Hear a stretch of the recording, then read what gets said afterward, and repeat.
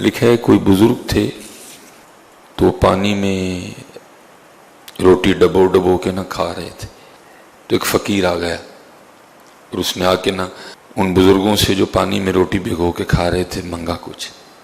آپ نے مسکرا کے فرمایا، او اللہ کے بندے، میں تو خود ہی پانی میں روٹی بھگو کے کھا رہا ہوں، میں تجھے کیا دوں؟ ہاں یہ جو سامنے گھر دیکھ رہا ہے نا وہاں چلا جا، تجھے بڑا کچھ دیں گے۔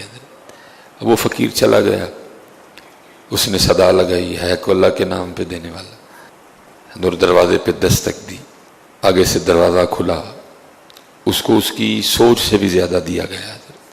تو جب جانے لگا نا تو وہ فقیر دینے والے کو کہتا ہے، بھائی آپ اتنے سخی ہیں، اتنا دیتے ہیں، تو بالکل سامنے ایک بزرگ بیٹھے ہیں جو پانی میں روٹی بھگو کے کھا رہے ہیں، تو کبھی ان کی بھی خبر لیا کریں۔ تو وہ جنہوں نے دیا تھا وہ آگے سے فرمانے لگے، تجھے پتہ ہے وہ کون ہے جو پانی میں روٹی بھگو کے کھا رہے ہیں؟ اس فقیر نے کہا نہیں، اگر پتہ ہوتا تو آپ کو کیوں کہتا؟